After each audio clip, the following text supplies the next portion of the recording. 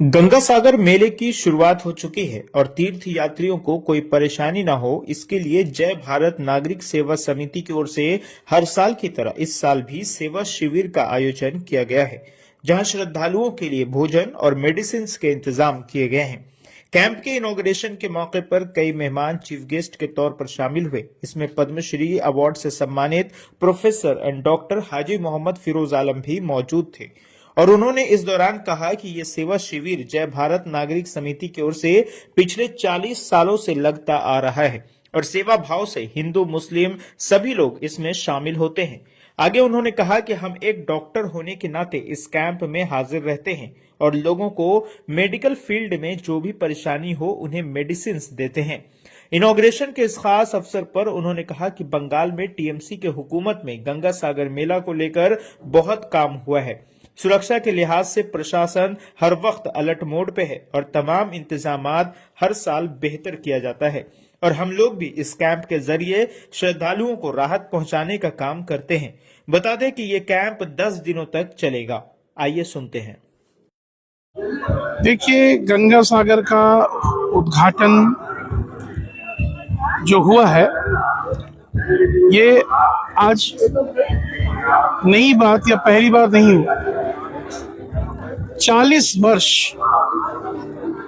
वर्ष का अरसा बहुत बड़ा होता है और तमाम सेवा संस्थान जो है इंक्लूडिंग जय भारत नागरिक समिति ये कंटिन्यूअसली मानव जाति को सेवा देते आ रहे हैं।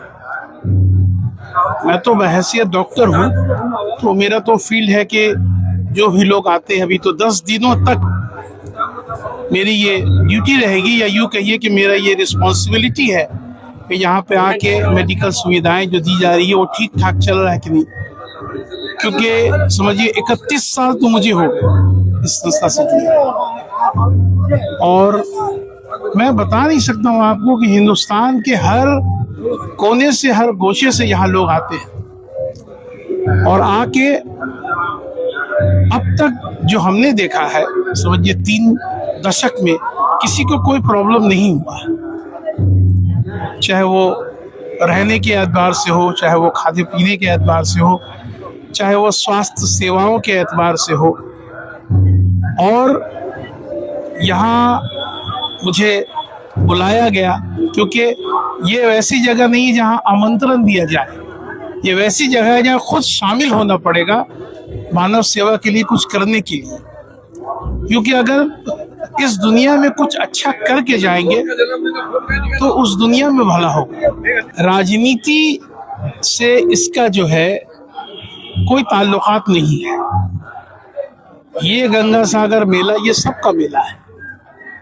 जिस तरह रमजानुल मुबारक में आप देखिएगा कि इफ्तारों में मुसलमान के साथ साथ हिंदू, बंगाली, सिख, ईसाई सब शामिल होते हैं, खास तौर से इफ्तार खाते हैं। तो कम से कम मैं ये कह सकता हूँ कि मैं पूरा दुनिया घूमा हूँ और हिंदुस्तान एक ऐसा देश है जहाँ जितने रिलीजन के लोग रहते हैं और जिस तरह से रहते हैं देश भर में कहीं नहीं रहते। हिंदुस्तान गंगा जमुना तहजीब की मिसाल है। इसमें यहाँ जात पात का कोई बात नहीं है। जो जात पात को बीच में लाते हैं वो शुद्ध राजनीति करते हैं और कुछ नहीं करते। और मेरे बड़े भाई, मेरे छोटे भाई सक्सेना जी हैं, तो ये पहले ही दिन से जब से मैं जुड़ा हूँ तब से जुड़े हैं हमारे साथ और बहुत ख्याल रखते हैं। मान लीजिए अगर रोगियों का ख्याल हम रखते हैं तो हमारा ख्याल ये रखते हैं। तो मेरी बहुत बहुत शुभकामनाएं हैं सब लोगों को इस पावन गंगा सागर मेले पे।